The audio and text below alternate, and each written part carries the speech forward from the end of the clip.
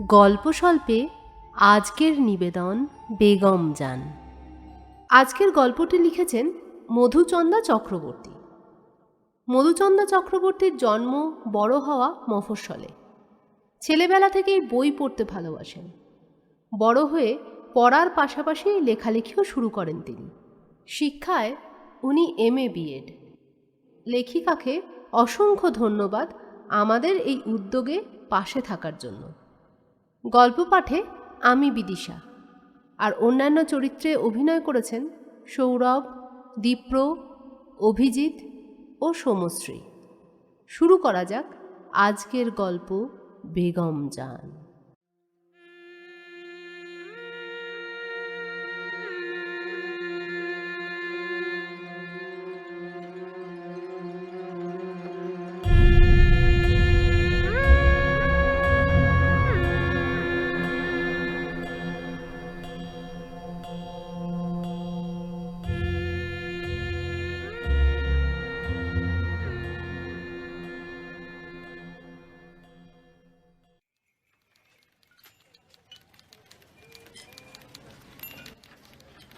পরবর্তী স্টেশন নেতাজি ভবন, প্ল্যাটফর্ম ডান দিকে। अगला स्टेशन नेताजी भवन, प्लेटफॉर्म दाहिने तरफ।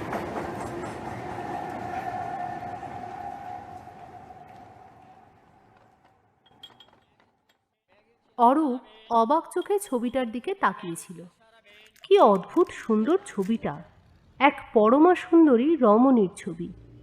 শিল্পীকে কুর্নিশ করতে হয়। কি নিখুঁত কাজ! বিশেষ করে ছবির চোখ দুটো কি সাংঘাতিক প্রাণবন্ত, যেন জীবিত কোনো মহিলা তাকিয়ে আছে। দরাদরি করার পরে অবশেষে 5,000 টাকায় রফা হয়। মহানন্দে অরূপ ছবিটা ফ্ল্যাটে নিয়ে আসে। শোবার ঘরে ঢোকার মুখে লিভিং রুমের দেওয়ালে ছবিটি স্থান পায়। না, টাকাটা বৃথা যায়নি। লিভিং রুমের রূপটাই যেন পাল্টে গেছে এই পেন্টিংটা লাগানোর ফলে। ছবিটার দিকে তাকিয়ে নিজের মনে অরূপ কথাটা বলে। আসলে পেন্টিং কেনা অরূপের একটা নেশা। সে নিজেও যথেষ্ট ভালো আঁকে।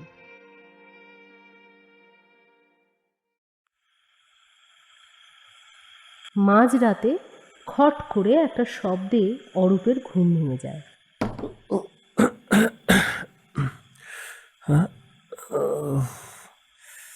কিসের শব্দ?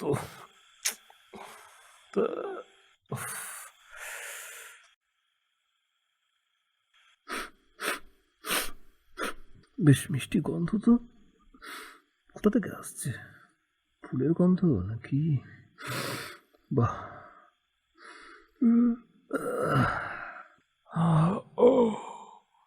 একটা হালকা মিষ্টি গন্ধ কোথা থেকে যেন আসছে। বিছানা ছেড়ে উঠতে ইচ্ছা করছিল না অরূপের। সে আবার ঘুমিয়ে পড়ে।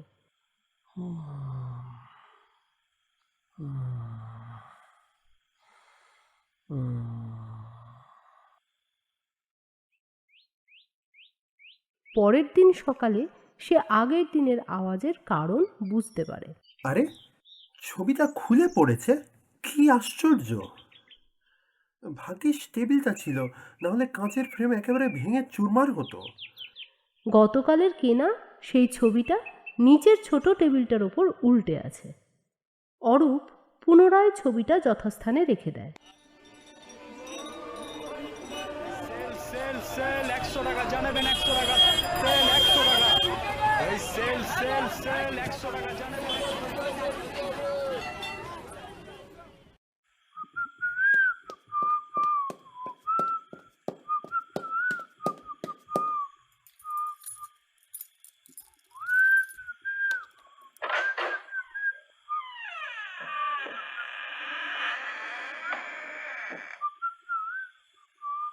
রাতের বেলা অফিস থেকে ফিরে ফ্ল্যাটে ঢুকতেই একটা গন্ধ তার নাকে লাগে।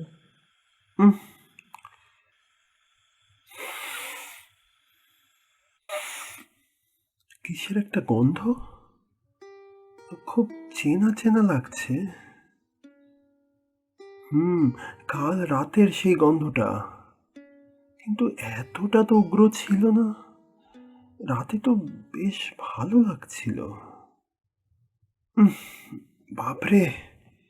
অরূপের গা গুলিয়ে ওঠে। সে তাড়াতাড়ি ঘরের জানলা খুলে দেয়।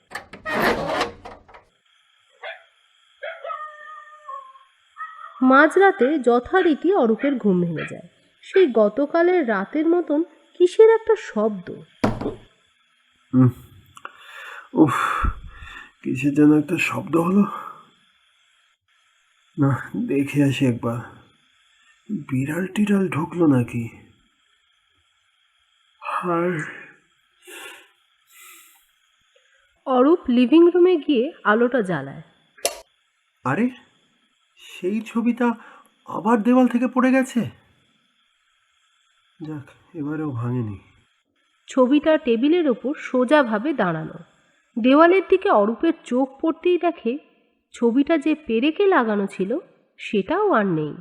পেরেকটি টেবিলের ওপর পড়ে আছে। দেয়াল থেকে সামান্য প্লাস্টারও খসেছে। আশ্চর্য, এত ছবি রয়েছে কিন্তু বারবার এই ছবিটাই পড়ছে কেন?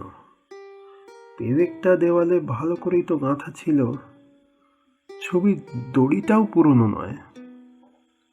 তাহলে আচ্ছা, ফ্রেমটাতে কোনো সমস্যা নেই তো? দেখি তো।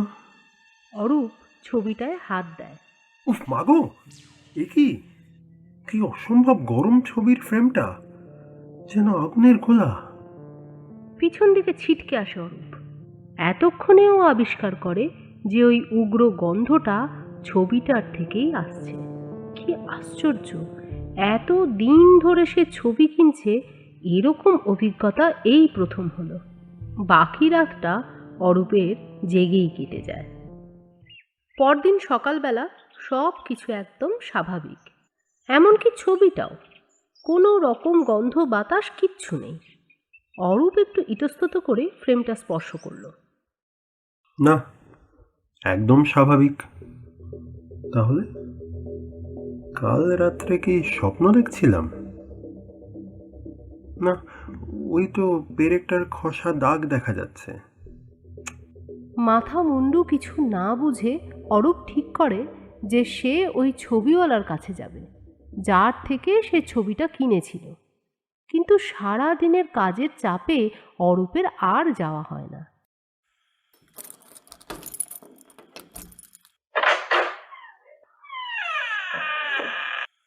রাতের বেলা ফ্ল্যাটে ঢুকতেই তার গা গুলিয়ে ওঠে। বাপরে!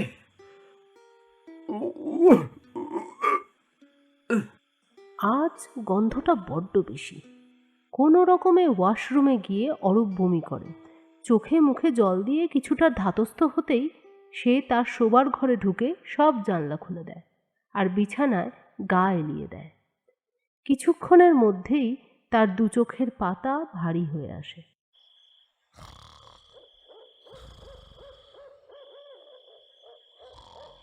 শীতল হাতের স্পর্শ অরূপের শরীরের সকল কষ্ট যেন দূর করে দেয়।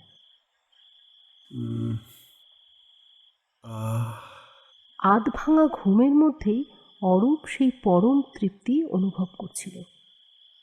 ধর্মরিয়ে ঘুম থেকে উঠে বসে অরূপ। এ কার হাতের স্পর্শ? বাড়িতে সে ছাড়া তো আর কেউ নেই। অরূপ বিছানার সামনে এক নারী মূর্তিকে দাঁড়িয়ে থাকতে দেখে। কে? কে? বুকটা তার ধক করে ওঠে। অরূপ অবাক কণ্ঠে প্রশ্ন করে, কে? কে তুমি? তুমি তো... এও কি সম্ভব? মালিককে ইবাদির সালাম। জি জনাব, এখন তবিয়ত ঠিক লাগছে কি? অরূপ কোনো মতে ঢোক গেলে সে কি দেখছে? ওই ছবির মেয়েটি তার সামনে দাঁড়িয়ে ভাঙা ভাঙা বাংলায় তার সাথে কথা বলছে। কে তুমি? मैं मैं হাসতে হাসতে সে অরূপের খুব কাছে চলে আসে। এবার রাস্তার আলো মেয়েটির মুখের ওপর পুরো পড়েছে। এ কে? এ কি কোনো পরী না কোনো অপ্সরা? ছবিতে যে সৌন্দর্য শিল্পীর তুলিতে ধরা পড়েছিল তা কিছুই না। সামনে থেকে এই নারী পরমা সুন্দরী, অপরূপা। অরূপ মোহচ্ছন্নের মতন এক দৃষ্টিতে তাকিয়ে থাকে। বাঁকা ঠোঁটে হেসে সে অরূপের কাছে সামান্য ঝুঁকে বলে ওঠে, हम बोले ना, हम आपके बांधे अच्छे।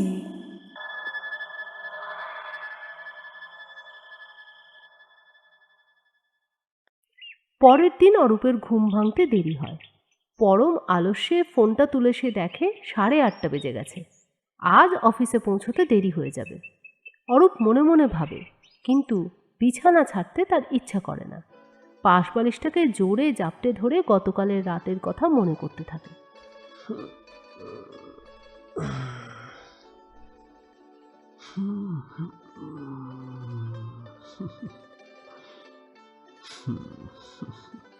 সত্যি হোক বা স্বপ্ন, তা বড় সুন্দর। চোখ বোঝা অবস্থাতেই অরূপের ঠোঁটে হাসি ফোটে। সহকর্মী দীপক আর থাকতে না পেরে জিজ্ঞেস করেই ফেলেন, কি হয়েছে বলো তো তোমার? কিরকম যেন অন্যমনস্ক। শরীর খারাপ নাকি? হ্যাঁ, না না, ও ও কিছু নয়। না, তা বললে তো চলবে না। চুল উস্কো খুস্কো, চোখ মুখ বসে গেছে। রাতে ঘুম ঠিকঠাক হয় তো? দোষ, কি যে সব আপনি বলেন না দীপকদা। রাতের বেলায় বিছানাতে অরূপের শরীরের ওপর সে সাপের মতন লেপ্টে আছে। আচ্ছা, তুমি সকালে আসতে পারো না? অরূপের প্রশ্নের উত্তরে সে সামান্য মাথাটা তোলে। অরূপের থুতনির ওপর নিজের থুতনি রেখে হালকা হেসে বলে, हम तो हमारे मालिक के साथ हर वक्त आछी। তাই? তাহলে অন্য সময় তোমায় আমি দেখতে পাই না কেন? না আর না, এই তো সুন্দর वक्ते আর কোনো বাত হবে না। অরূপের ওষ্ঠে নিজেকে সে সম্পূর্ণরূপে সঁপে দেয়।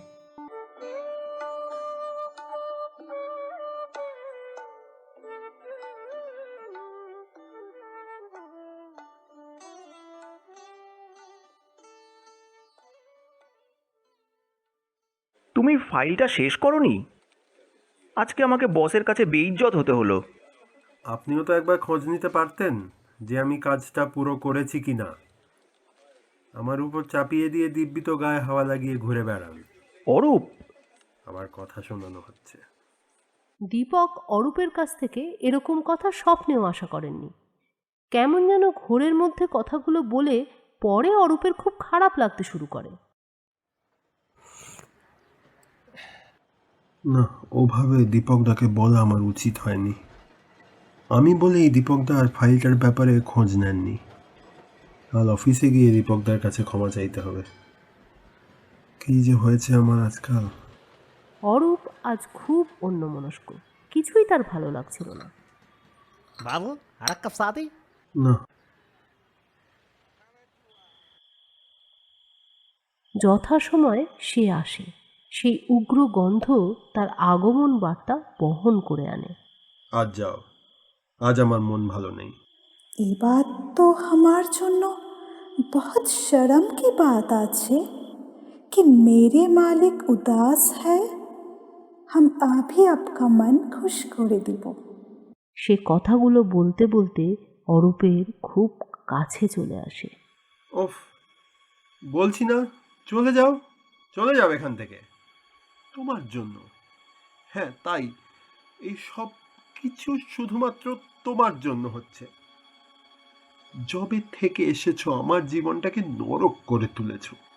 দূর হও, চলে যাও, চলে যাও। তার চোখ দুটো জ্বলছে। কি হলো কি? বলছি না তুমি চলে যাও, যাও বলছি, যাও। সহসা অরূপ চুপ হয়ে যায়। এ তার কি রূপ? কোথায় সেই প্রেমময়ী কামাতুর অপরূপা নারী? পরিবর্তে যে সামনে দাঁড়িয়ে আছে সে সে কোনো পিশাচিনি। তার চোখ দুটো যেন আগুনের গোলা। কে কে मुझे ठुकराया, मुझे। এর দাম তো দিতে হবে জনাব।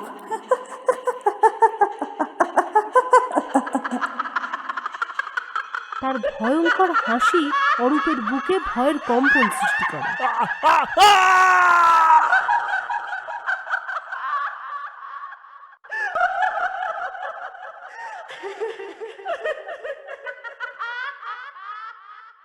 ইন্সপেক্টর সৌরভ দত্ত মন দিয়ে অরূপের মৃতদেহকে পরীক্ষা করছিলেন। অরূপের সহকর্মী দীপক সামনে দাঁড়িয়ে, চোখে তার জল। বেশ কিছুক্ষণ ভালোভাবে মৃতদেহকে দেখে সৌরভ গম্ভীরভাবে বললেন, বডি ময়না তদন্তে যাবে, দেখা যাক তারপর কি জানা যায়। আচ্ছা, উনি কি এখানে একাই থাকতেন? আসলে এটা ওর দিদির ফ্ল্যাট। অরূপের বাবা মা কেউ আর জীবিত নেই। ওর দিদির স্বামী গুজরাটে বদলি হলে ওনারাই অরূপকে এখানে থাকতে বলেন। এর আগে ও এখানেই একটা ভাড়া বাড়িতে থাকতো। ও আই সি। দিদির ফোন নাম্বারটা নিশ্চয়ই মৃতের ফোনেই পাওয়া যাবে। স্যার, কিছু কি আন্দাজ করা যাচ্ছে? মানে এরকম কিভাবে ঘটলো? দেখুন, প্রাথমিকভাবে মনে হচ্ছে সাংঘাতিক উত্তেজনাই এই মৃত্যুর কারণ। ওনার চোখে মুখে সেই ছাপ স্পষ্ট। তবে ময়না তদন্তের রিপোর্ট থেকেই সঠিক কারণ জানা সম্ভব। কদিন ধরেই কেমন অন্যমনস্ক লাগছিল, কিছু বলতোও না। অন্যমনস্ক মানে? কিরকম যেন আনমনা। ওই কোনো রকম অফিসের কাজ সেরে যেন যেতে পারলে বাঁচে। আর হ্যাঁ, শেষের কদিন খুব অপরিচ্ছন্নভাবে আসতো। এমনকি জামার বোতামগুলো পর্যন্ত ঠিক করে লাগাতো না। তাই নাকি? আচ্ছা, তা ওনার কোনো বিশেষ বান্ধবী টান্ধবী জানেন কিছু? আমি যতদূর জানি নেই। তবে ওর ছবি কেনার খুব নেশা ছিল। নিজেও ভালো আঁকতো। কয়েকদিন আগেই একটা দামি ছবি কিনেছিল। কয়েকদিন আগেই? কোন ছবিটা বলতে পারবেন? তা বলতে পারবো না, তবে আমায় বলেছিল, তাই মনে আছে। বলতে বলতেই সৌরভের চোখে পড়ল অরূপের শোবার ঘরের মেঝেতে একটা ছবি পড়ে রয়েছে। ওপরের দেওয়ালে একটি পেরেক খসে যাওয়ার দাগও দেখতে পেল। ওর মনে হলো, তাহলে কি রাতে কারো সঙ্গে ধস্তাধস্তি হয়েছে অরূপবাবুর? না, ব্যাপারটা তো যেরকম ভাবছিলাম অতটা সহজ মনে হচ্ছে না। ভাবতে ভাবতে ছবিটা হাতে তুলে নিল সৌরভ। দেখল এক পরমা সুন্দরী রমণীর ছবি। বিশেষত চোখ দুটো কি জীবন্ত। সন্দেহভাজন জিনিসের মধ্যে সৌরভ ওই ছবিটাও থানায় জমা করেন। এদিকে ময়নাতদন্তের রিপোর্ট অনুযায়ী হার্ট অ্যাটাকই অরূপের মৃত্যুর কারণ। কিন্তু হঠাৎ কেন একজন 30 বছর বয়সী যুবকের হার্ট অ্যাটাক হবে, বিশেষত যার এ ধরনের কোনো সমস্যাই নেই?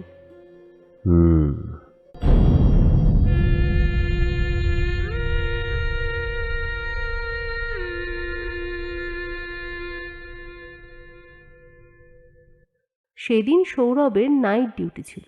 ও এক মনে থানায় ওর ডেস্কে বসে কিছু কাজ করছিলেন। হঠাৎ একটা গন্ধ সৌরভের নাকে এসে লাগে।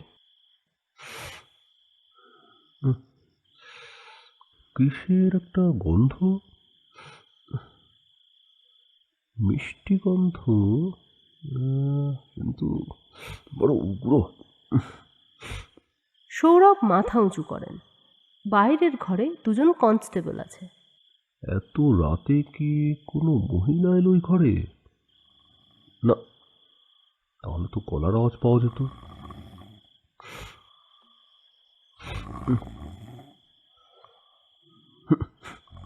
নাকের গর্জন শোনো। উফ, কিন্তু তাহলে গন্ধটা আসছে কোথা থেকে? যাক, সৌরভ একটু অবাক হন। এই উগ্র গন্ধ সৌরভের মাথা ধরিয়ে দেয়। ভোরবেলা বাড়ি ফিরে ভালো করে স্নান করে সৌরভ ঘুমানোর চেষ্টা করেন, কিন্তু তার ঘুম ভেঙে যায় এক অদ্ভুত স্বপ্নে। সেই ছবির রমণী যেন তাকে ডাকছে। হ্যাঁ, উফ, স্বপ্ন? কি বিটকেল স্বপ্ন রে বাবা! উফ, উফ। সৌরভ আমল দেয় না, কিন্তু পরের দিনও সেই একই ঘটনা, আবার সেই গন্ধ। সেই গন্ধ। তবে আজ সৌরভ গন্ধটার উৎস আবিষ্কার করেন। মনে হচ্ছে এই ঘরের ওই আলমারিটা থেকে আসছে। তাই হবে। না, একবার দেখতে হচ্ছে। কি যে সব রাখে এরা দরকারি জায়গায়। আলমারিতে নানা প্রয়োজনীয় জিনিস আছে। সৌরভ আলমারিটার দিকে এগিয়ে যান।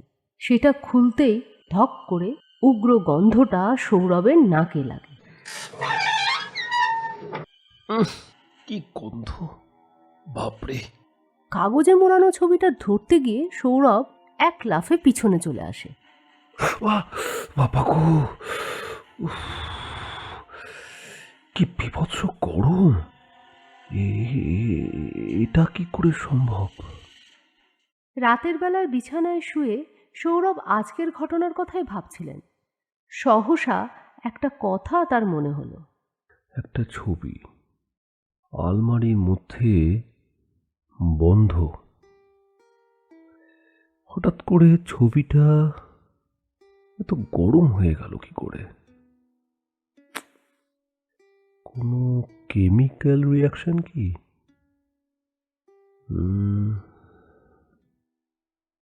হতেও তো পারে। আর এই কেমিক্যালই হয়তো অরূপ সেনের মৃত্যুর পেছনে একটা কারণ। না, কালই ছবিটাকে ফরেন্সিকে পরীক্ষা করতে পাঠাতে হবে। কিছু তো গড়বড় আছেই। এত গরম হলো কি করে? কিন্তু পরের দিন অনেকগুলো দরকারি কাজ পড়ে যাওয়ায় সৌরভ ছবিটাকে আর বিশেষ পরীক্ষা করতে পাঠাতে পারেন না। সব কাজ শেষ করে তিনি যখন বাড়ি ফিরছেন, তার মনে হয় কে যেন তাকে ডাকছে। খানিকক্ষণ সৌরভ চুপ করে দাঁড়িয়ে থাকেন। তারপর নিজের অজান্তেই আলমারির দিকে তিনি এগিয়ে যান এবং এক ঝটকায় আলমারিটা খোলেন। সবার অলক্ষ্যে ছবিটাকে ব্যাগে পুরে চুপিসারে তিনি থানা থেকে বেরিয়ে যান।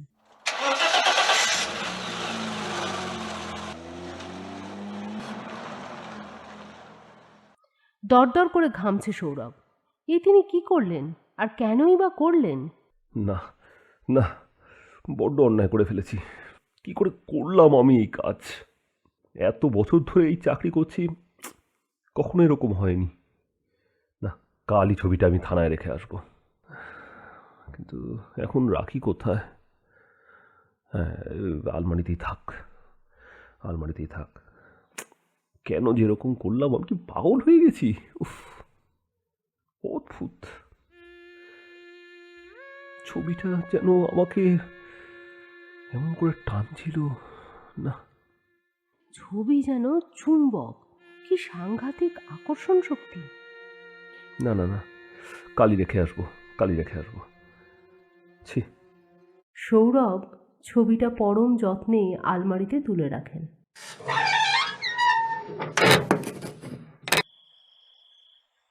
মাঝরাতে তার ঘুম ভেঙে যায়, আর সাথে সাথে বুকটা ছ্যাঁত করে ওঠে। খাটের পাশে কে যেন দাঁড়িয়ে।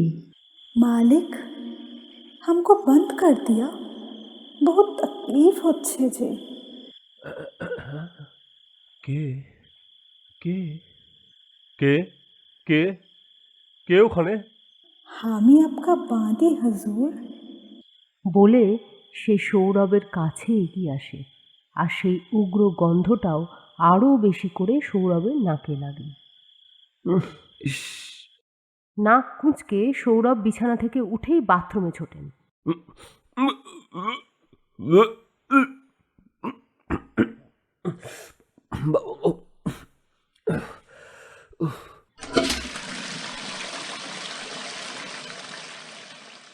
ভালো করে মুখে চোখে জল দেন।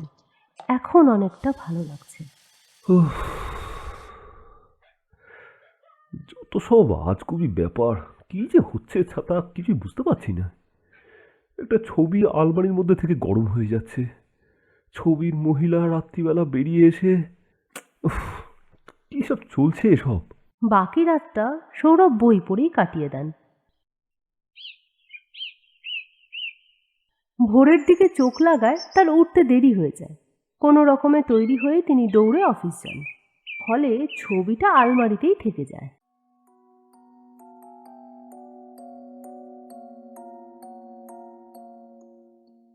রাতের বেলা বাড়ির দরজা খুলে ঢুকতেই সৌরভের গা গুলিয়ে ওঠে।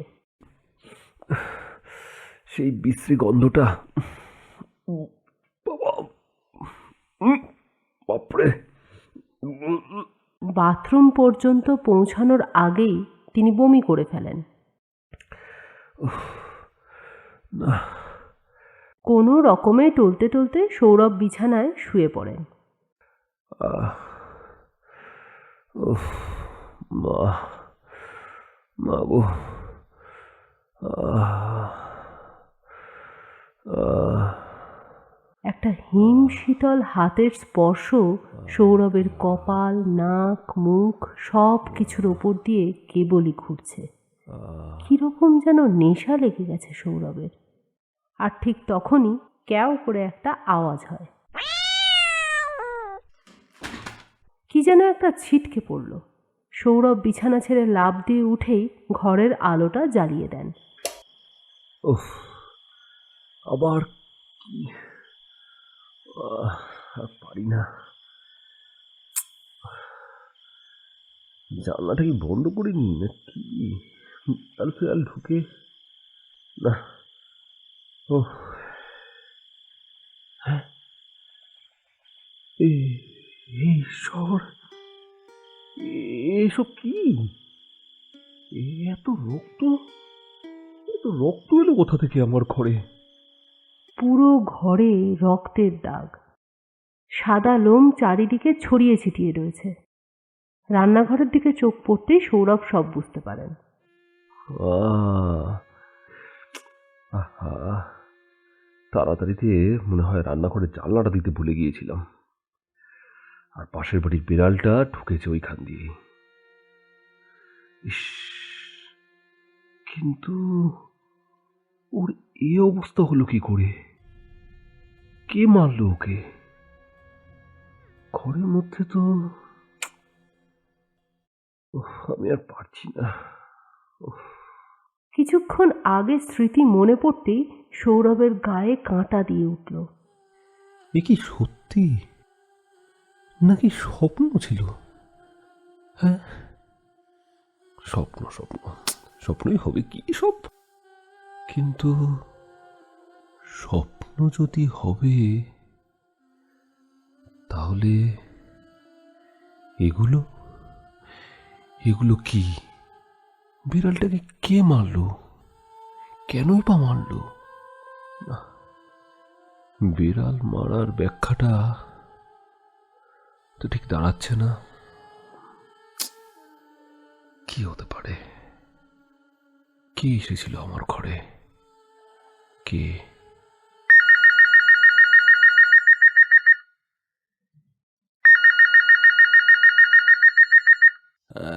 হ্যালো, কাল কতবার ফোন করলাম, মেসেজ করলাম, না ফোন ধরলি না মেসেজের উত্তর দিলি। ছিলিস কোথায়? বর্ণালী শোন, দেখ, সব কিছু কেমন গুলিয়ে যাচ্ছে রে। কি কি করে বোঝাই তোকে? সে সে আছে, সে আছে, সে ঘরের মধ্যে আছে, আবার সে নেই। একবার আছে একবার নেই। আমি আমি ঠিক বোঝাতে পারছি না তোকে। না না কি সব ভুলভাল বলছিস? খুব নেশা করছিস নাকি? আমি আমি রাখছি, আমি রাখছি। আমার ভালো লাগছে না। আমার শরীরটা না, রাখছি আমি। সৌরভ আর কথা বলতে পারলেন না। একেই তো প্রচণ্ড মানসিক চাপ, তার ওপর 2 রাত ঘুম নেই। তার সারা শরীর ঝিমঝিম করতে থাকে। সৌরভ আবার বমি করেন এবং তারপর জ্ঞান হারিয়ে ফেলেন। अब तो तकलीफ दूर हुआ ना मालिक? কে কে কে কে কে কে কে তুমি? না না না না না, মিথ্যা, সব মিথ্যা। কিছুতেই হতে পারে না। হ্যাঁ, কিছুতেই হতে পারে না। ছবি, তুমি ছবি, ছবি কখনো জীবন্ত হতে পারে না। তুমি ছবি। না না না না না না না। সে হাসতে শুরু করে। কি ভয়ানক সেই হাসি! সৌরভ তার 2 কান চাপা দেন।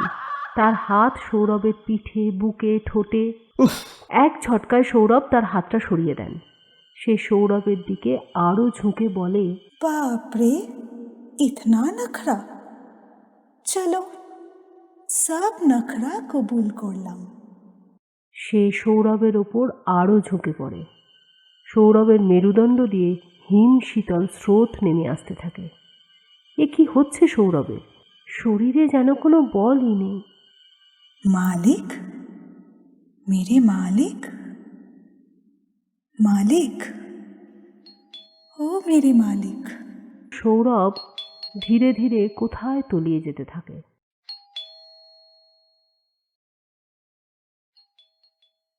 চোখ খুলে সৌরভ নিজেকে বিছানায় পান। আহ, আহ, আহ, কে কে কে তোমরা? আবার কে? ও, দিব্যেন্দু। ওহ, বর্ণালী, তোমরা এসেছো? এসেছো? ওহ, আহ, খাটের পাশে সহকর্মী দিব্যেন্দু আর বান্ধবী বর্ণালী বসে রয়েছে। দিব্যেন্দু বলে, একদম কথা নয়, শুধু এই ওষুধটা চট করে খেয়ে নাও দেখি। কিছুক্ষণ বাদে বর্ণালী গরম স্যুপ খাওয়ালে সৌরভের অনেকটা ভালো লাগে।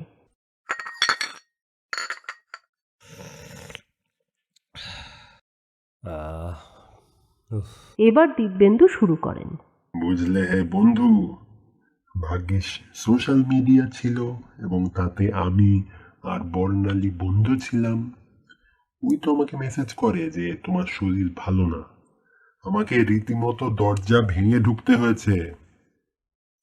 ম্যাডাম তো এই কিছুক্ষণ হলে এসেছেন। আচ্ছা, আমি চলি কেমন? দরকার হলে ফোন করবেন কিন্তু, কেমন? বর্ণালীকে কথাগুলো বলে দিব্যেন্দু চলে যান। হালকা হেসে বর্ণালী বলে, বমি করে সারা বাড়ি মাখামাখি করেছিস। তোকে অজ্ঞান দেখেই তো দিব্যেন্দুদা নিজেই ডাক্তার ডাকলেন। সাংঘাতিক নেশা করছিস বুঝি? এতক্ষণে সৌরভ মুখ খোলেন। ধীরে ধীরে বলেন, আমি যা বলবো তুই বিশ্বাস করবি কি জানি না, কিন্তু আমি আমি তোকে বলতে চাই। আমি তোকে সব খুলে বলতে চাই।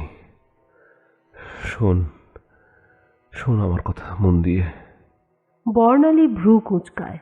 সৌরভ একের পর এক ঘটনা সব বলা শুরু করেন। বিড়ালের মৃতদেহটা বর্ণালীও দেখেছিল। সে মনে করেছিল সৌরভই মেরেছে নেশার ঘোরে। কিন্তু সৌরভ এখন যা বলছে তা এক কথায় অবিশ্বাস্য। কাজেই বেশ কড়া ডোজের নেশাই করছে ও। বর্ণালী মনে মনে কথা ভাবলেও মুখে কিছু প্রকাশ করেন না। বিকেলের দিকে সৌরভের মা মায়াদেবীও এসে পৌঁছান। বর্ণালী চলেই যাচ্ছিল, কিন্তু সৌরভের মা ওকে আটকে দেন।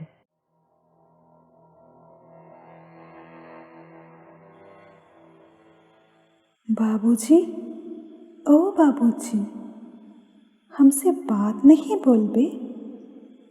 না না না। ঘুমের ঘোরে সৌরভ চিৎকার করে ওঠেন। আওয়াজ শুনে পাশের ঘর থেকে বর্ণালী ছুটে এসে দেখে যে সৌরভের ঘরের দরজার সামনে মায়াদেবী দাঁড়িয়ে আছেন। ঘরের ভেতর ওনার দৃষ্টি নিবদ্ধ। সেই দিকে তাকাতেই বর্ণালী দেখে খাটের ওপর সৌরভ চুপ করে বসে আছে। মাসিমা, আপনি বাইরে কেন দাঁড়িয়ে আছেন? কথাগুলো বলে বর্ণালী ঘরের ভেতরে ঢুকতে যাচ্ছিল, কিন্তু মায়াদেবী ওর হাতটা টেনে ধরেন। মায়াদেবীর ইশারায় এবার বর্ণালী ভালো করে সৌরভের দিকে তাকাতেই চমকে ওঠে। সৌরভের দুটো চোখের মণি উধাও, দুটো চোখেরই সাদা অংশটুকু শুধু দেখা যাচ্ছে। এবার সৌরভ বিছানা থেকে নেমে উঠে দাঁড়ায়। তারপর পায়ে পায়ে ঘরের দরজার দিকে সে এগিয়ে যায়। মায়াদেবী কাঁপা কাঁপা গলায় বলে ওঠেন, কোথায় যাচ্ছিস বাবা? কি লাগবে আমায় বল না, আমায় বল, আমি এনে দিচ্ছি। সৌরভ দরজার সামনে চুপ করে দাঁড়িয়ে থাকে। বর্ণালী কিছু একটা বলতে যাচ্ছিল, ঠিক তখনই একটা উগ্র গন্ধ ওদের নাকে এসে গেল। আবার সেই গন্ধটা? আর তার পরপরই সৌরভ বর্ণালী আর মায়াদেবীকে ভেদ করে সোজা লিভিং রুমের দরজার দিকে এগিয়ে যায়। দুজনে দুদিকে ছিটকে পড়ে। সেই অবস্থাতেই মায়াদেবী বলে ওঠেন, ওকে আটকাও, ওকে আটকাও, ও বাড়ির বাইরে যাওয়ার চেষ্টা করছে, ওকে আটকাও। বর্ণালী কোনো রকমে উঠে সৌরভের পিছনে ছোটে। সৌরভ তখন প্রায় লিভিং রুমের দরজার সামনে এসে পৌঁছেছে। এই সৌরভ, এই এত রাত্রে যাচ্ছিস কোথায়? দাঁড়া দাঁড়া বলছি। ওফ মা গো! বর্ণালী পিছন থেকে সৌরভের হাত ধরেছিল, কিন্তু ধরে রাখতে পারেনি। অসম্ভব ঠান্ডা সে হাত। কোনো জীবিত মানুষের হাত এত ঠান্ডা হতে পারে না। ততক্ষণে সৌরভ বর্ণালীর দিকে ফিরেছেন। সৌরভের ওই মণিহীন দুচোখের দৃষ্টি বর্ণালীর বুকে হিম ধরায়।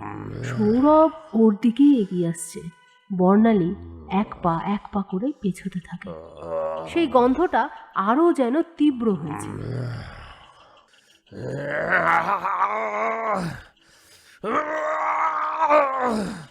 সুতীব্র আর্তনাদে মুহূর্তের মধ্যে গোটা বাড়িটা দুলে ওঠে। সৌরভ চিৎকার করছে, কান ফেটে যাওয়ার মতন অবস্থা বর্ণালী। দু কানে হাত চাপা দেয়।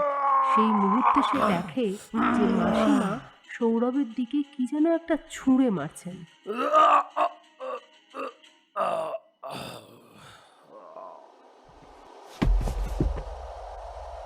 সৌরভ জ্ঞান হারিয়ে মাটিতে লুটিয়ে পড়ে, কিন্তু ততক্ষণে গোটা বাড়ি জুড়ে এক ভয়ঙ্কর তাণ্ডব নৃত্য শুরু হয়ে গেছে। জানলা দরজার কবাট একবার খুলছে, একবার বন্ধ হচ্ছে। ঘরের জিনিসপত্র সব এদিক ওদিক করছে।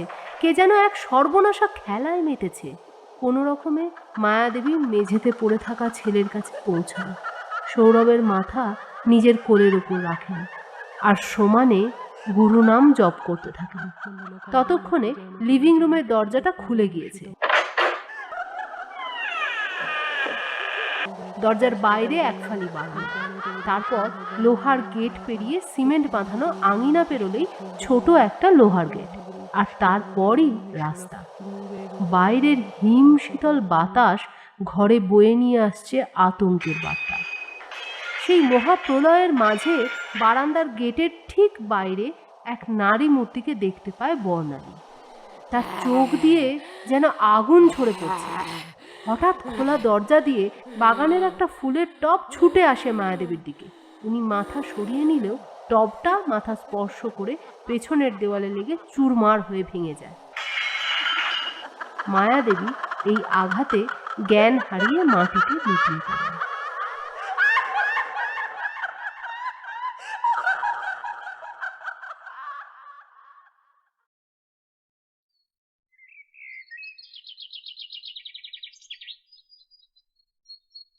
গত রাতের ঘটনার ব্যাখ্যা কী হবে আমি জানি না, শুধু যা দেখেছি এবং সৌরভের থেকে যতটুকু শুনেছিলাম তাই বললাম আপনাকে। বর্ণালীর কথা শুনে দিব্যেন্দু বলে ওঠেন, দেখো, প্রথমেই যেটা বলার তা হলো যে সৌরভ ছবিটা এভাবে নিজের বাড়িতে এনে আইন বিরুদ্ধ কাজ করেছে। এর জন্য ওর সাংঘাতিক শাস্তি হতে পারে। কাজেই প্রথমেই ওই ছবিটা যথাস্থানে রাখতে হবে। যদিও আমি এখন আর ওই থানায় নেই, তবু আমি চেষ্টা করব ছবিটা থানায় পৌঁছে দেবার। আর আমার মনে হয় সৌরভকে ভালো ডাক্তার দেখানো প্রয়োজন। ওর ছুটির ব্যাপারটাও আমি দেখছি। মাসিমা এখন কেমন আছেন?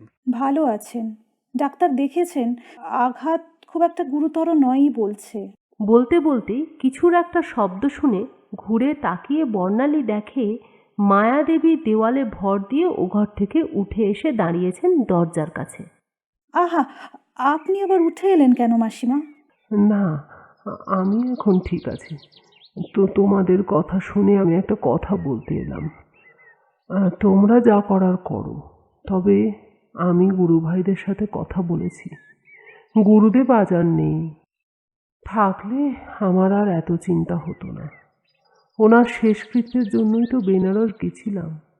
যা হোক, ওখান থেকে লোক আসছে। আমার খোকাকে ওই পিশাচিনীর হাত থেকে আমি বাঁচাবই।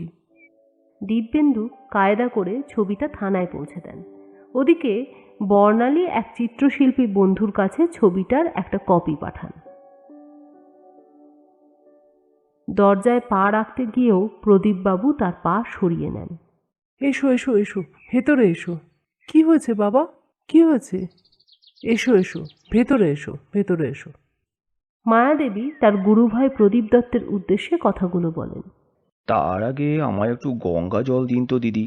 গঙ্গাজল হাতে নিয়ে প্রদীপবাবু কিছু একটা করেন, তারপর বাড়ির মধ্যে প্রবেশ করেন। ঘটনাচক্রে এই সময় কলকাতায় ছিলাম বলেই সাথে সাথে আসতে পারলাম। চলুন আগে আপনার ছেলেকে দেখে আসি। প্রদীপবাবু সৌরভের ঘরে ঢুকে সৌরভকে দেখেন, তারপর চোখ বন্ধ করে কিছুক্ষণ চুপ করে দাঁড়িয়ে থাকেন। উনি চোখ খুললে মায়াদেবী বলেন, কি হচ্ছে, কি হচ্ছে এসব বলো তো? প্রদীপবাবু শুধু হাসেন। ওদিকে বর্ণালীর ফোনটা বেজে ওঠে। হ্যালো, কিছু কি জানা গেল? বর্ণালী সেই শিল্পী বন্ধু জিজ্ঞাসা করেন, তার আগে তুমি বলো তো, ছবিটা কি তোমার কাছে এখনো আছে? না, কিন্তু কেন বলুন তো? শোনো, ছবিটা একটা বাইজির, নাম বেগম জান। উড়িষ্যার বালিগড়ের রাজা একে বিয়ে করে নিয়ে আসেন। তা বুড়ো রাজাকে বাইজি বিয়ে করেছিল অর্থ, ক্ষমতা এসবের জন্য। বাইজি যেমন অপরূপ সুন্দরী ছিল, তেমনি তার ছলা কলারও অভাব ছিল না। কচি ছেলেদের সাথে প্রেম করা তার খুব পছন্দের খেলা ছিল, বুঝেছ? ব্যাপারটা রাজা জানতে পেরে যান, আর শেষ পর্যন্ত বেগম জান মারা যান। সম্ভবত রাজাই ওকে হত্যা করেন। এই বাইজিকে নিয়ে অনেক গল্প প্রচলিত আছে ওইখানে। কি গল্প? তা তো জানতে পারিনি, যেটুকু জানতে পেরেছি সেটাই তোমাকে বললাম। অজস্র ধন্যবাদ আপনাকে, আপনার এই তথ্যগুলো আমাদের কাছে খুব সাহায্যকর। আচ্ছা আচ্ছা, ঠিক আছে।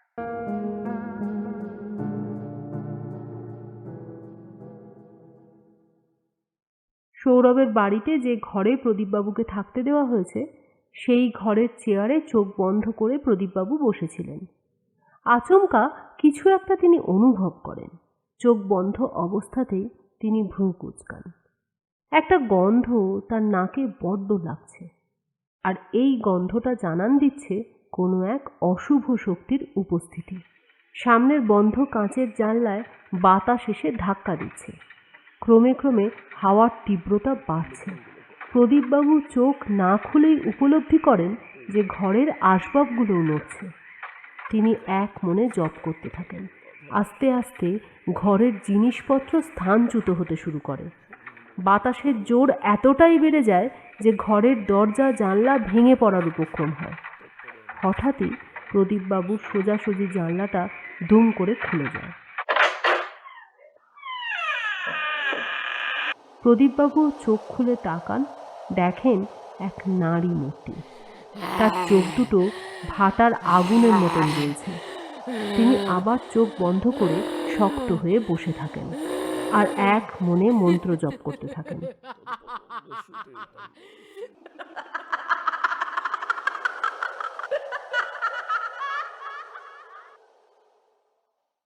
পরের দিন জানলার কাঁচের ওপর উর্দুতে কি যেন লেখা প্রদীপবাবুর চোখে পড়ে, যার বাংলা অর্থ পালাও পালাও, নইলে মরবে। তার মানে আমি সঠিক পথেই এগোচ্ছি। পরের দিন প্রদীপবাবু বিশেষ পুজোয় বসেন। আগের দিনের ঘটনা কাউকে বলেননি, শুধু বারবার করে বলে দিয়েছেন যে তিনি নিজে ঘর থেকে বেরিয়ে আসা না পর্যন্ত ঘরে যেন কেউ প্রবেশ না করে। প্রদীপবাবু আসনের ওপর বসে রয়েছেন, সামনে প্রদীপ জ্বলছে, পুজোর অন্যান্য সামগ্রীও রয়েছে। ঘরের জানলা দরজা সব বন্ধ। প্রদীপবাবু তার সামনে আঁকা সরকনের ওপর মন্ত্র উচ্চারণ করতে করতে পুজোর বিভিন্ন সামগ্রী ছিটোতে থাকেন। ওং হ্রিং ক্রিং শ্রিং চামুণ্ডাই নমঃ। ওং হ্রিং ক্রিং শ্রিং দশ মহাবিদ্যায় নমঃ। প্রদীপের আলোটা ঈষৎ কেঁপে ওঠে। তার অভিজ্ঞ মন বুঝতে পারে যে সে এসেছে।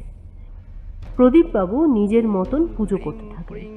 ধীরে ধীরে তার ছায়া মূর্তি প্রকাশিত হয়, সরকনের ঠিক সামনে দাঁড়ানো। তার পাশবিক গর্জনে ঘর বাড়ি কাঁপতে থাকে। সে খুব রেগে আছে। প্রদীপবাবু ফুলের থালা থেকে ফুল তুলতে যান, কিন্তু তার আগেই থালাটি ছিটকে গিয়ে দেওয়ালে গিয়ে লাগে। রাগের চোটে প্রদীপবাবু সেই ছায়ামূর্তির দিকে মন্ত্রপুত চাল ছুঁড়ে মারলেন। সে অট্টহাসিতে ফেটে পড়ে।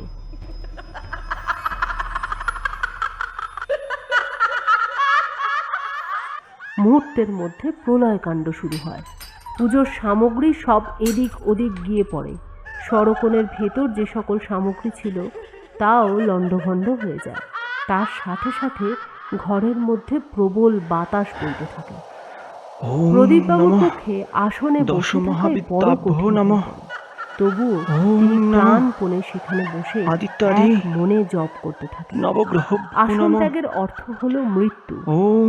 ধপ করে প্রদীপের আলোটা নিভে যায়, আর প্রদীপবাবুর গলায় এক সাংঘাতিক শীতল বজ্রমুষ্টিকে অনুভব করেন। তথাপি তিনি জপ চালিয়ে যান। সে হাসছে। তার লোল জিহ্বা প্রদীপবাবুর মুখমণ্ডলের ওপর আঁকি বুকি কাটছে। তার হাতের মুষ্টি ক্রমশ আরো কঠিন হতে থাকে। প্রদীপবাবুর নিঃশ্বাস নিতে কষ্ট হয়। এক হাতে আসন ধরে অপর হাতে আসনের তলা থেকে তিনি কিছু শুকনো ঘাস বের করেন এবং সেগুলো সেই ছায়ামূর্তির দিকে ছুঁড়ে মারেন। সে অদ্ভুত এক শব্দ করে আরো জোরে প্রদীপবাবুর গলা চেপে ধরেন।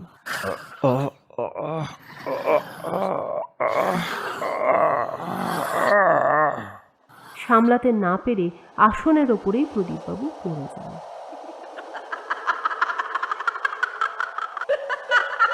আর সাথে সাথে ভয়ঙ্কর অট্টহাসিতে সেই ঘর ভরে যায়। অবশেষে প্রদীপবাবু তার ব্রহ্মাস্ত্র প্রয়োগ করেন।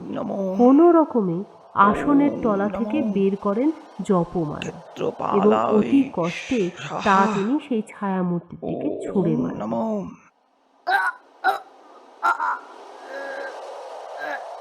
অক করে একটা আওয়াজ হয় এবং সে ছিটকে গিয়ে দেওয়ালে ধাক্কা খায়।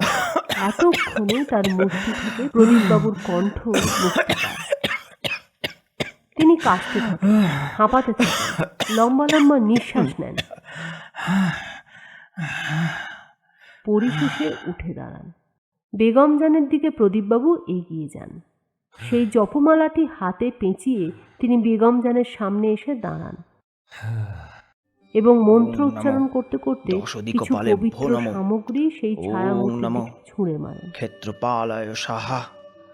ওং নমঃ আদিত্যাদি নবগ্রহভ্যো নমঃ। ওং নমঃ। কাঁচের জানলা দিয়ে রোদের ঝিলিক ঘরে এসে পড়েছে। প্রদীপবাবু উঠে বসেন, জানলা খোলেন। বর্ণালী ও মায়াদেবী অবশেষে প্রদীপবাবুকে দেখে আশ্বস্ত হন। বর্ণালী ঘরের সব কটা জানলা খুলে দেন। ঘরটা ভালো করে পরিষ্কার করা হয়। প্রদীপবাবু জপমালাটা তুলে মায়াদেবীর উদ্দেশ্যে বলেন, বুঝলেন দিদি, গুরুদেব আমায় এটি দিয়ে বলেছিলেন সর্বদা এটা যেন আমি কাছে কাছে রাখি। চরম সময়ে এটি আমায় রক্ষা করবে। কাল আমি এর জন্যই রক্ষা পেয়েছি।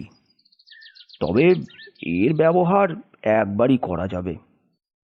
তাকে আমি আহত করেছি, কিন্তু তার আমি বিনাশ ঘটাতে পারিনি। আমার ধারণার চেয়েও সে অনেক বেশি শক্তিশালী। তাহলে তাহলে কি আমার বাবুর ওই দুষ্টু আত্মার হাত থেকে মুক্তি ঘটবে না?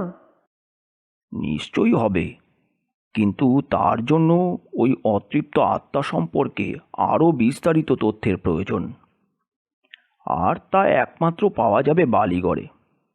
আমি আজই রওনা হব। গতকাল যা ঘটেছে তারপর সে আরও ভয়ঙ্কর হয়ে উঠবে সন্দেহ নেই। তবে কাল সে বেশ আহত হয়েছে, তার শক্তি সঞ্চয় করতে সময় লাগবে। এই সুযোগটাকে কাজে লাগাতে হবে।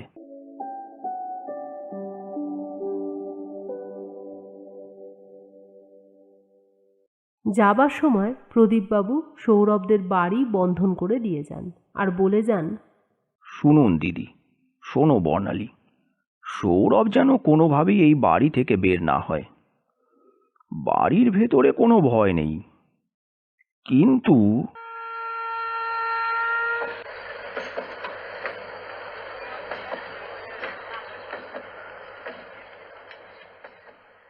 অনেকগুলো প্রশ্নের উত্তরের খোঁজে উড়িষ্যার বুকে প্রদীপবাবু পা রাখেন। বালিগড়ের রাজা আদিত্যদেব এবং তার স্ত্রী বেগম জানের গল্প এখানে বিখ্যাত। আদিত্যদেবের বংশধরের সাথে দেখা করেন। প্রদীপবাবু একজন লেখক হিসেবে নিজের পরিচয় দেন এবং বিভিন্ন ব্যাপার নিয়ে কথাও বলেন, যদিও তিনি এখানে আসার প্রকৃত কারণটি গোপন রাখেন। রাজবাড়িতে পৌঁছেই তিনি বেগম জানের প্রাসাদের উদ্দেশ্যে রওনা দেন। বৃদ্ধ গাইডের পূর্বপুরুষ এখানকার নায়েক ছিলেন। লোকটি প্রাসাদ ঘুরিয়ে ঘুরিয়ে দেখাতে দেখাতে বলেন, আমাদের বড় রাজামশাই মানে আদিত্যদেব আদিত্যদেব ছিলেন খুব ভালো মানুষ, কিন্তু বুড়ো বয়সের ভীমরুতি বোঝেন তো? বুড়ো বয়সের ভীমরুতি তাই হয়েছিল বোধহয়। একবার বেনারস না কোথাও একটা ঘুরতে গিয়েছিলেন, আর এই ঘুরতে গিয়ে সেখান থেকে এক বাইজিকে নিয়ে এলেন সঙ্গে করে।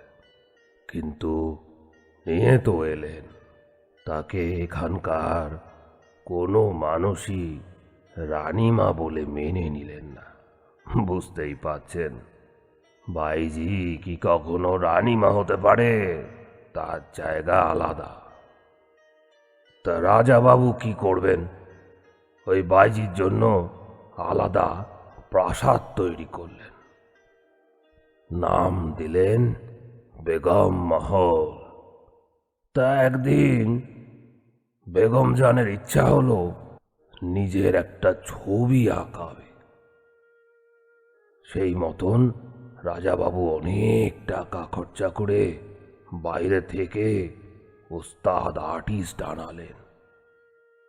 তিনি ছবিও আঁকলেন অপূর্ব।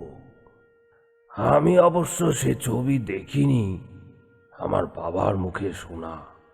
অপূর্ব সে ছবি।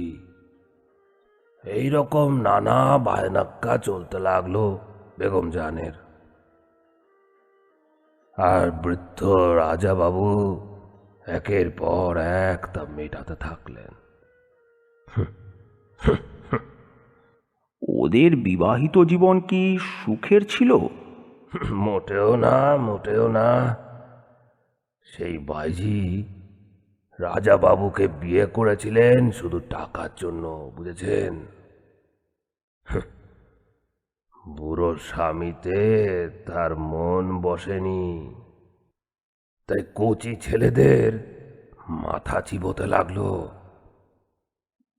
কত যে প্রাণ গেল। রোজ রাতে তার ঘরে চুপি সারে রাতের অন্ধকারে প্রণয়ীদের আগমন করত। কিন্তু পাপ কি বেশি দিন চাপা থাকে? পাপ, পাপ, মহাপাপ। একদিন রাজা মশাই ব্যাপারটা জানতে পেরে যান। খুব অশান্তি শুরু হয় তারপর থেকে।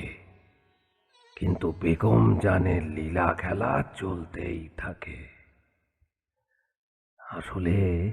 আসলে বেগম জান ছিল সাক্ষাৎ পিশাচিনী। কিসব কালা জাদু জানতো সে। রেগে গেলে ভয়ঙ্কর হয়ে উঠত। রাজা বাবুকে সে তোয়াক্কাই করত না। একদিন আর থাকতে না পেরে রাজা মশাই তাকে ঘরবন্দি করলেন। কিন্তু তাতেও তাকে আটকানো গেল না। শেষ পর্যন্ত তার মৃত্যুই সব কিছু শেষ করল। মৃত্যু সে এই পাপ করে গেছে। বুঝলেন? স্বাভাবিক মৃত্যু? কথা বলতে বলতে ওরা বেগম মহলের বাইরে ছোট একটা মন্দিরের সামনে এসে হাজির হন। প্রদীপবাবু অবাক হয়ে যান। দেখেন সেখানে বিগ্রহের পরিবর্তে পূজিত হচ্ছে সিঁদুর কৌটো। প্রদীপবাবু এর কারণ জিজ্ঞাসা করতে যাবেন, এমন সময় মন্দিরের দেওয়ালে নজর পড়তেই তিনি চমকে ওঠেন। এ কার ছবি? আমাদের পৌরাণীর। ও মা, মা, মাগো, মা রক্ষা করো মা। বড় রাজামশাইয়ের একমাত্র ছেলে মাধব দত্তের সতীলক্ষ্মী স্ত্রী রুক্মিণী দেবী। আচ্ছা। ওই ডাইনির নজর পড়েছিল কুমারজির ওপর। তখনই রাজাবাবু ওই ডাইনিকে ঘরে বন্ধ করে রাখেন। কিন্তু কুমারজির অবস্থা ক্রমাগত খারাপ হতে থাকে। তখন রাজগুরুর আদেশে বেগম জানকে জ্যান্ত সমাধি দেওয়া হয়। কিন্তু সত্যি কথাটা কি জানেন? তাকে জ্যান্ত কবর দেওয়া সম্ভব হয়নি। কেন? প্রদীপবাবুর চোয়াল শক্ত হয়ে যায়। এতক্ষণ যে কথাটি শোনার জন্য তিনি অপেক্ষা করছিলেন তাই বলতে চলেছে এই বৃদ্ধ মানুষটি। কারণ যখন তাকে সমাধি দেওয়ার জন্য আনা হয় তখন সে মৃত। হ্যাঁ, সে কি? চমকে উঠলেন? আপনাকে তো আগেই বলেছি, সে ছিল পিশাচিনী। সে আগেই দেহত্যাগ করে আশ্রয় নেয় তারই ব্যবহৃত কোনো জিনিসে। তাই তো তাকে কবর দেওয়ার সাথে সাথে তার ব্যবহৃত সমস্ত জিনিসপত্র নষ্ট করে দেওয়া হয়। কিন্তু তাতেও শেষ রক্ষা হলো না। ক্রমে ক্রমে যত দিন যেতে লাগলো কুমারজির অবস্থা আরো খারাপ হতে লাগলো। তারপর এলো সেই ভয়ঙ্কর রাত। সেই রাতে সেই ডাইনির আত্মা কুমারজিকে নিতে এলো। বৃদ্ধ থামলেন। প্রদীপবাবু ব্যস্ত হয়ে বললেন, তারপর? তোমরা আজকালকার ছেলে সব কি আর বিশ্বাস করবে? সতী নারী সিঁদুরের যে কত শক্তি, দেশের মানুষ সেদিন তা বুঝেছিল। না না, আপনি বলুন, খুবই ইন্টারেস্টিং। কি আর বলবো, যেদিন সেই পাপাত্মা সে পিশাচিনী রাজাবাবুকে নিতে এলেন, সেই দিন বউরানী দরজা আটকে দাঁড়িয়েছিলেন। সে পাপাত্মা কিছুতেই ঘরে প্রবেশ করতে পারেনি। তখন শুরু হয় প্রলয়ঙ্কারী ঝড়। এমন ঝড় যেই দেশে কেউ কখনো দেখেনি। রাজবাড়ির বাগানে সব বড় বড় গাছ উপড়ে পড়ে। রায় বাহাদুরের ঘরের পাশেই ছিল বিরাট বাগান। সেই বাগানের গাছপালা তছনছ হয়ে যায়। সেই বাগানের এক বিশাল অশ্বত্থ গাছ শিকড় শুদ্ধ উপড়ে এসে পড়ে বৌরানীর গায়ে। বৌরানী তখন দরজার সামনে দাঁড়ানো, বাড়ির সেই অংশ ভেঙেও পড়ে সেই সঙ্গে। একটু আগে যে দেখলেন বাড়ির যে অংশটা ভাঙা, ওইখানেই ঘটেছিল সেই ঘটনা। বৌরানী, আমাদের সতীলক্ষ্মী বৌরানী সেই গাছ চাপা পড়ে মারা যান। কিন্তু মারা যাওয়ার আগে তিনি তার এই সিঁদুরের কৌটো ছুঁড়ে মারেন ওই পিশাচিনীকে, আর তাতেই সম্ভবত শেষ হয় সেই পিশাচিনী। শেষ যে হয়েছে তা বুঝলেন কি করে? কারণ তারপর থেকে রায়বাহাদুর আস্তে আস্তে সুস্থ হয়ে ওঠেন, আর সে পিশাচিনীর কার্যকলাপও বন্ধ হয়ে যায়। নিজের জীবন দিয়ে স্বামীর জীবন বাঁচান বৌরানী মা। সেই জন্যই তো এই গ্রামের মানুষ এই সিঁদুরের কৌটো, এই পবিত্র সিঁদুরের কৌটো পুজো করে আসছে এত বছর ধরে। আচ্ছা, আপনি বলেছিলেন বেগম জান একটি ছবি আঁকিয়েছিলেন, সেটা কি রাজবাড়িতে আছে? একবার দেখা যায়? গুরুজি সব জিনিসের সঙ্গে ছবিটিকেও নষ্ট করে ফেলতে বলেছিলেন, কিন্তু সেটা সম্ভব হয়নি। তার আগেই ছবিটা লোপাট হয়ে যায়। শোনা যায় বেগম জানে কোনো এক প্রেমিক সুযোগ বুঝে ছবিটা লোপাট করে ফেলে। প্রেমিকের কি অভাব ছিল তার? হ্যাঁ, এই হলো আমাদের পৌরাণীর গল্প, বেগম জানের গল্প।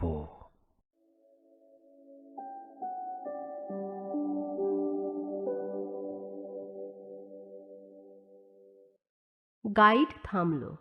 প্রদীপবাবু গাইডের পারিশ্রমিক মিটিয়ে দিয়ে রাজবাড়ি থেকে বেরিয়ে এলেন। এতক্ষণে ব্যাপারটা প্রদীপবাবুর কাছে পরিষ্কার হয়েছে। এই বৌরানী আর কেউ নন, এই জন্মের বর্ণালী। অন্তত বৌরানীর ছবি তাই বলে। সেই কারণে বেগম জান বর্ণালীকে কিছু করতে পারেনি। রাস্তায় বেরিয়েই প্রদীপবাবু বর্ণালীকে ফোন করেন, কিন্তু লাইনে অসুবিধা হওয়ায় তিনি সেভাবে কিছুই বলতে পারেন না। অতঃপর তিনি কলকাতার উদ্দেশ্যে রওনা দেন।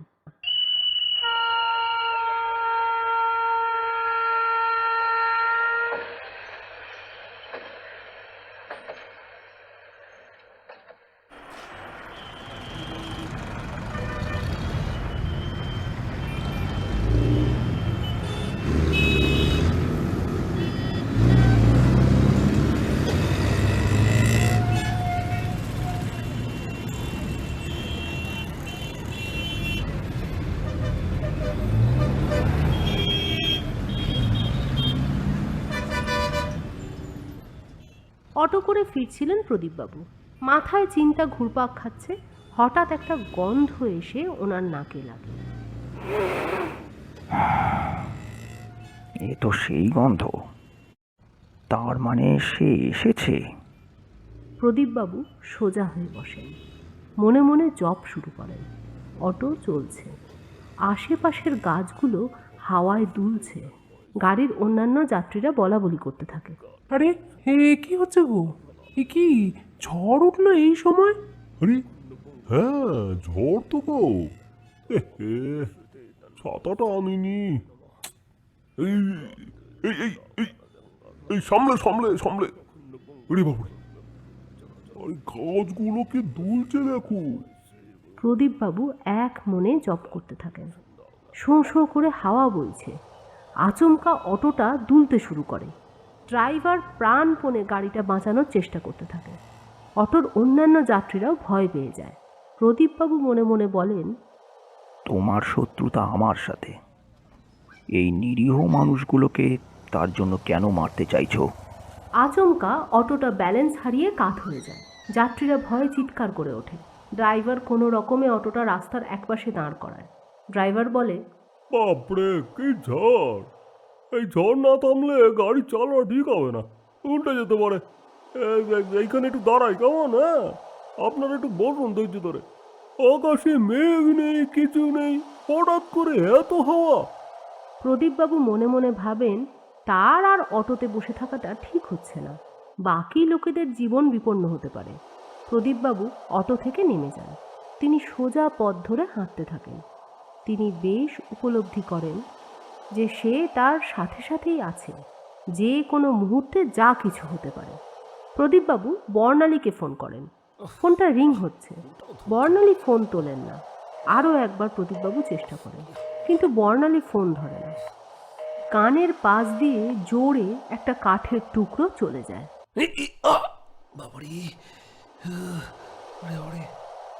অল্পের জন্য প্রদীপবাবু বড় দুর্ঘটনার হাত থেকে বেঁচে যান।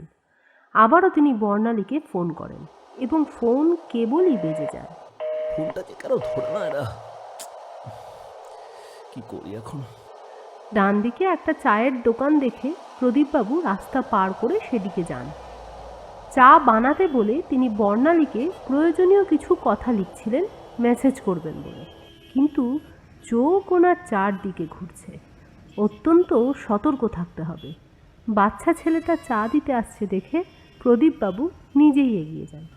আর তখনই কিভাবে যেন কিছুটা দূরে দাঁড়িয়ে থাকা লাইট পোস্টের তার খুলে চায়ের দোকানের দিকে ছিটকে আসে। প্রদীপবাবু এক ধাক্কায় বাচ্চা ছেলেটাকে সরিয়ে দেন ঠিকই, কিন্তু নিজে মেন রোডের ওপর মুখ থুবড়ে পড়েন। দূর থেকে একটা বড় লরি আসছে দেখে তাড়াতাড়ি উঠতে যান, কিন্তু পা পিছলে যায়।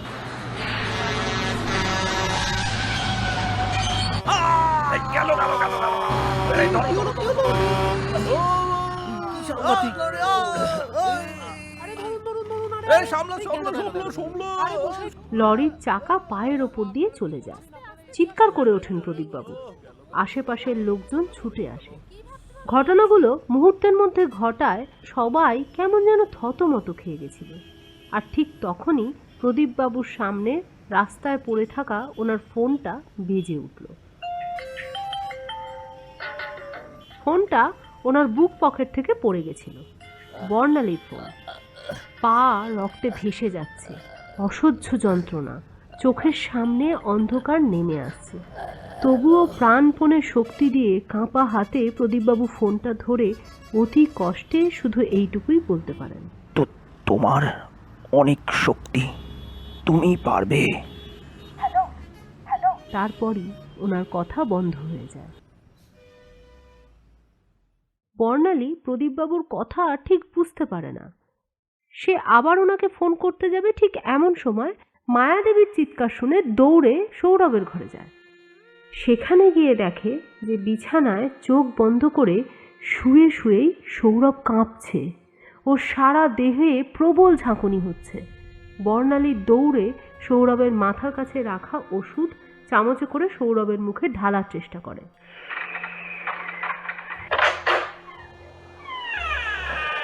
দড়াম করে সৌরভের মাথার দিকে জানলাটা খুলে যায়। কোথা থেকে একটা কাঁচের টুকরো জানলার গ্রিলে লেগে চুরমার হয়ে যায়। হিমশীতল বাতাস ঘরে প্রবেশ করে সব তছনছ করতে থাকে। সশব্দে সৌরভের ঘরের দেওয়াল আলমারির কাঁচ ভেঙে যায়। ভয়ার্ত কণ্ঠে মায়াদেবী জানলার দিকে আঙুল তুলে প্রশ্ন করেন, কে? ওকে? বর্ণালীও দেখে সৌরভের মাথার ঠিক সামনের জানলায় দাঁড়িয়ে আছে এক ছায়া মূর্তি। তার চাপা গর্জন ঘর পর্যন্ত আসছে। বর্ণালী মায়াদেবীর উদ্দেশ্যে বলে, ভয় নেই মাসিমা, ও ঘরে প্রবেশ করতে পারবে না।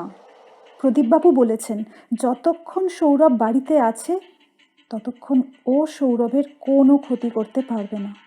হট করে ঘরের আলো নিভে যায়। মায়াদেবী বলে ওঠেন, তুমি একটু বাবুর পাশে থাকো, আমি আলোটা নিয়ে আসি।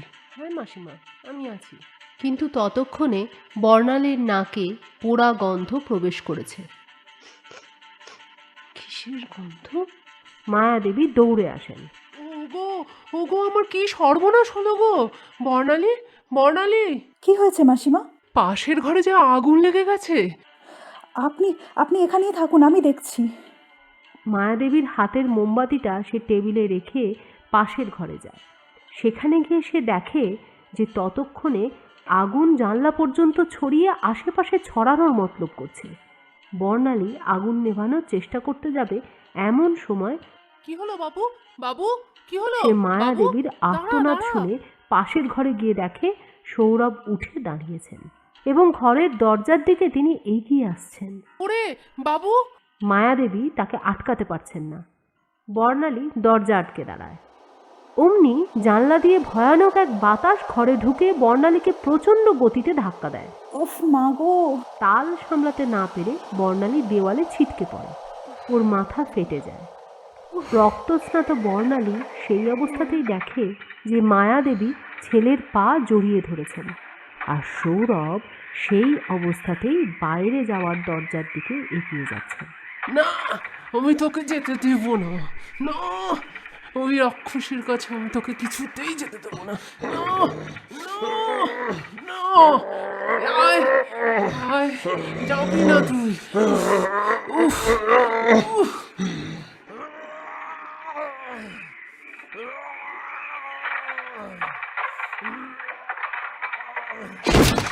দরম করে দরজা খুলে যায়। হিম শীতল বাতাস ঘরে প্রবেশ করে। বিদ্যুতের আলোয় বর্ণালী তাকে একবার দেখে। বেগম জান বাইরে দাঁড়িয়ে আছে সৌরভকে নিয়ে যাবে বলে। সৌরভ প্রায় দরজার দিকে এগিয়ে গেছেন। নিজের সর্বশক্তি দিয়ে বর্ণালী দৌড়ে যায়। পিছন থেকে সৌরভকে সে জড়িয়ে ধরে আর প্রাণপণে সৌরভকে ঘরের ভিতর টানতে থাকে। ওকে আমি যেতে দেব ওদিকে না। মায়াদেবীও ছেলের পা ধরে টানতে থাকে এবং গুরু নাম জপ করতে থাকে। সৌরভের মধ্যে যেন 10টা হাতির শক্তি ভর করেছে, তাকে আটকানো যাচ্ছে না। শেষে 2 হাত তুলে প্রবলভাবে সৌরভ ঝাঁকুনি দিলে বর্ণালী মেঝের ওপর মুখ থুবড়ে পড়ে। উফ মাগো!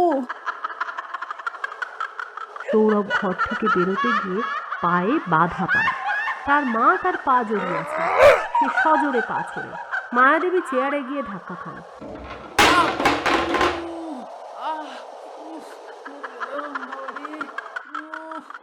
কিন্তু সৌরভও টাল সামলাতে পারেন না। তিনিও বারান্দার চৌকাঠের ওপর পড়ে যান। ততক্ষণে বর্ণালী দৌড়ে গিয়ে সৌরভের মাথাটা তুলে ধরে। ও থুতনি ফেটে গেছে। সেই অবস্থাতে সৌরভ উঠতে যান আর তার রক্ত বর্ণালীর নিচু হওয়া মাথায় লাগে।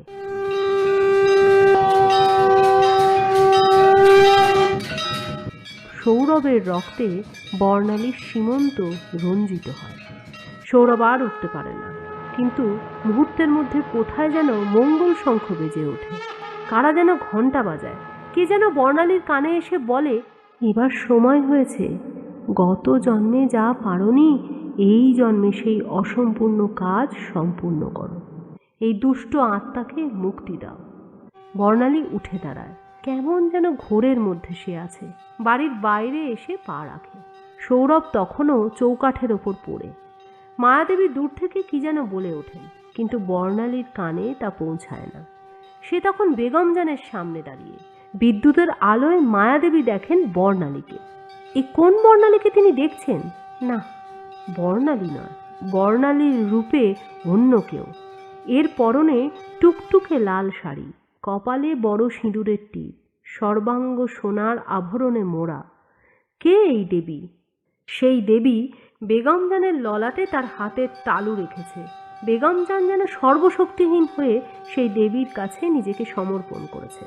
সেই দেবীর চোখ দিয়ে আগুন ঝরে পড়ছে, আর উড়ন্ত খোলা চুল যেন শুভ শক্তির জয়গান গাইছে।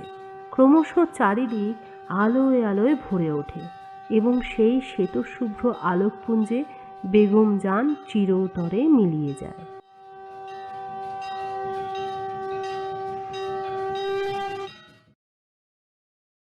সেই দিনই থানার আলমারিতে থাকা বেগম জানের ছবিটি কালো হয়ে নষ্ট হয়ে যায়। 3 বছর বাদে সৌরভ আর বর্ণালীর মেয়ে সৌনিতার মুখে ভাত।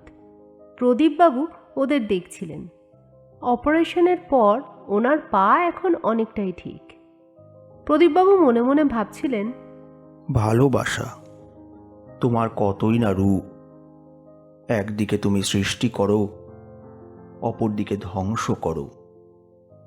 প্রেম, তোমার জয় হোক।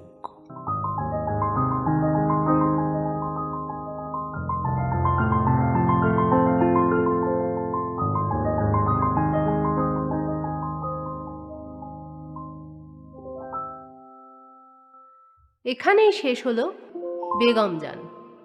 আশা করি আজকের গল্প এবং পরিবেশনা আপনাদের ভালো লেগেছে। আমাদের চ্যানেলকে সাবস্ক্রাইব করে আমাদের পাশে থাকুন। আর হ্যাঁ, বেল আইকনটি প্রেস করতে ভুলবেন না কিন্তু। আজকে চলি, খুব শিগগিরই আরও একটি রোমহর্ষক গল্প নিয়ে আসবে গল্প স্বল্প। আজ আসি, টাটা।